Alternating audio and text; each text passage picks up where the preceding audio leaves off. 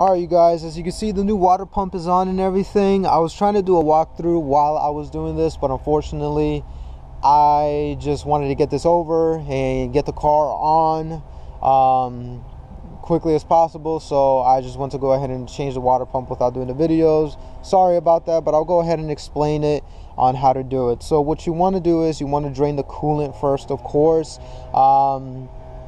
Now you're gonna have to have the car either on car ramps or on jack stands.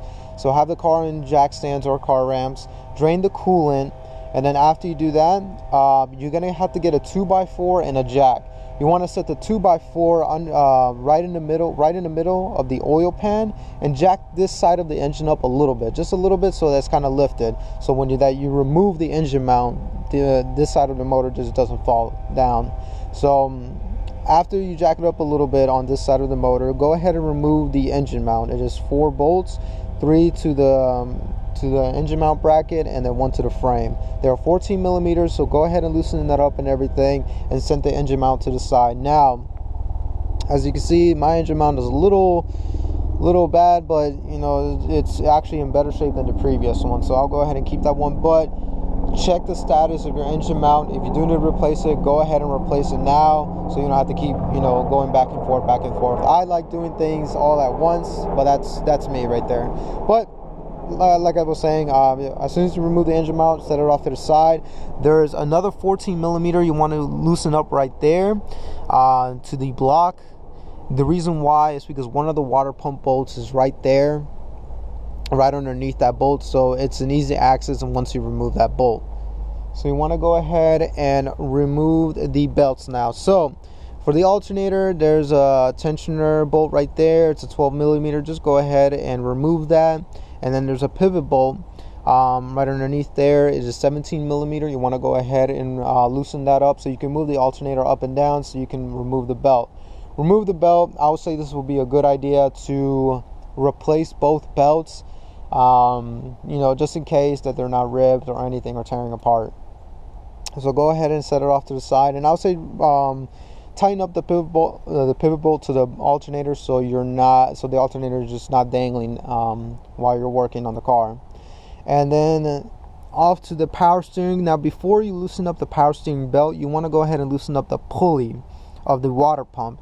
It is 10 millimeter bolts for me, and this is little technique. Yeah, you would have to like jack this side of the car, the engine up and down just to reach it. Some people remove the power steering and everything. I didn't, so it was a really tight space, as you can see. So it's a 10 millimeter bolt, so go ahead, there are 4 of them. Just go ahead and try loosening it up to the point where you can loosen it up with your hand. As soon as they're loosened up, you want to go ahead and loosen up the belt. Now there's a tensioner bracket right there. It's a 12 millimeter and then a 14 millimeter. You're going to need some extensions in order to get to that 14 millimeter bolt. But I believe going to the right is loosening it up, and then going to the left is actually tightening it. I was going to get a little confused and everything, but once I saw what I was doing, I got it right away. But yeah, you want to go ahead and loosen that up. And then there's a pivot bolt for the power steering pump.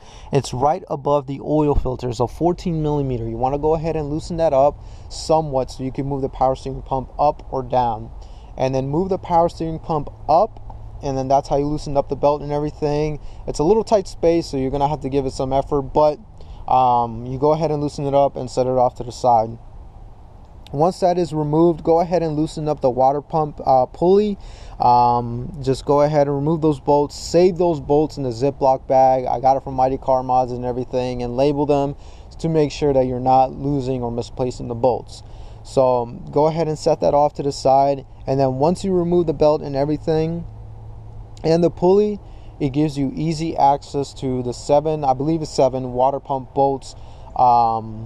So go ahead and loosen those up. I believe they are 12 millimeters. You want to go ahead and loosen all that up. Now the power steering tensioner bracket is 2 of the bolts are actually from the water pump. They're within the water. There are 2 of the 7 bolts for the water pump. So you want to go ahead and loosen that up and loosen all 7 up, and then go ahead, and it takes a little smacking or maybe moving it up or down with some effort to loosen it up. And just be aware there will be some coolant still in the block and everything, it's just going to splash out as soon as you remove that water pump. Once you go ahead and remove the water pump, throw it away, I guess. Because mine was really bad. The water pump that was in this car, it was seized. The pulley would not move whatsoever when it's supposed to move freely. So that's what was the causing of my belts to deteriorate and to smoke. Because one day I turned the car on and everything, and all I heard was like kind of like the belt sizzling up, like they were burning up, because the pulley wasn't moving and the belt was just rubbing against the pulley. So that was the cause of it. I'm glad I bought the water pump. I was so convinced it was something else, but I'm so glad I got the water pump, because I was like, you know what, I'm going to be working in this area, why not just replace it all at once? So glad I made that decision. But then it's really just in reverse order. You want to go ahead and scrape the silicone gasket that's on there, the existing gasket that's on there. You want to go ahead and scrape that off. I took half an hour, to be honest, just to be sure that I removed it all, because it's such a tight space. So you're gonna have to jack the engine up and down, just to remove all the gasket. I would say put some gasket on the block and on the new water pump, because you know you're gonna be squeezing the new water pump, like because I mean, look at that, it's just a tight space. You're gonna be squeezing it through and everything, guiding it, so you are gonna rub some off. So I would say just put it on the block and on the water pump, just in case.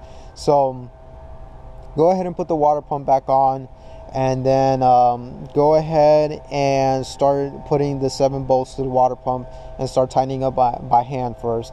Don't forget the power steering bracket, tensioner bracket. You want to go ahead and put that on as well. You want to put it on correctly, because you don't want the pulley rubbing against that.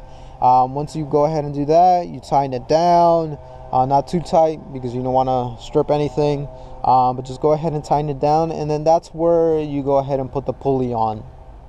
This is going to take some time, because you have to match the bolts and everything, so that's going to take some time. But I found it easier to do it from the bottom, and just pull that bolt hole to the bottom, like facing down, and then just go ahead and tighten it that way. I found it easier doing it that way.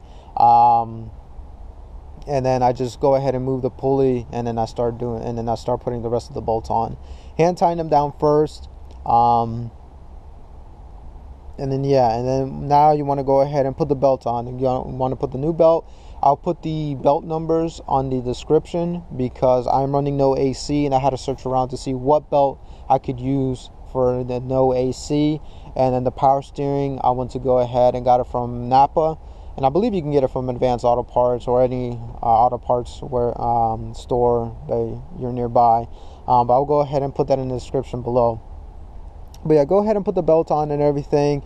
And you want to go ahead and just try to match up the tensioner bolt to the tensioner bracket for the power steering. This one took some time, because you have to match up the bolt and everything. And what I had to do is I had to loosen up the tensioner bracket a little bit, because it was pointing downwards and it wasn't matching up with the bolt. So I had to loosen it up just a little bit so I can move the tensioner, and then go ahead and put that tensioner bolt back on. And then once you get the belt on and everything, try to get it tightened enough with just moving the power steering up or down. I move it down as much as I can, and then tighten up the pivot bolt that's right above the oil filter. And then that's where you go ahead and tighten up the belt and everything. Remember, going left is tightening the belt, and then there's like a small washer embedded into that tensioner bolt. So you want to watch out that there's like that tensioner bracket. There's like 2 rods, and then the washer's right there. You want to make sure that it's not bending that tensioner bracket, so that washer is not popping out, because I believe that was another issue. Because for my tensioner bracket, it was actually bent upwards. So that piece right there was bent upwards, and it was never tightening the power steering belt. So the power steering belt was actually loose before. So now it's all tight and it's all good. But yeah, I want to go ahead and tighten the belt and everything. And then you go to the alternator, tighten that up and everything. Put the new belt and everything. As soon as the belts are on, go ahead and tighten up the water pulley now, the water pulley bolts. Now that the belt, it's, you know, keeps the pulley snug, so it's not just loose or moving around. Go ahead and tighten that up pretty good. Once again, you're gonna have to go from the bottom, top, like in the bottom of the car, on top of the car, bottom of the car, on top of the car, in order to get it tightened and everything. But once you made sure that it was tightened, you're good. Once again, go ahead and put the belt for the alternator on and everything. Tighten up everything, the tensioner bolt, the pivot bolt, and everything, and then that's when you can go ahead and put the engine mount. You want to make sure you remember to put that bolt that you removed in order to have access to one of the water pump bolts. So you want to go ahead and put that back on. Put back on the 14 millimeters that are on the engine mount bracket, and the 114 millimeter to the frame of the car. Once that is all set and done, go ahead and remove the 2x4 and the jack, and then you should be set. And then just go ahead and fill the car with coolant and everything. Let it warm up, start airing out the system and all that, so all the air is out, and then you should be good. If you have any questions, hit me up or anything.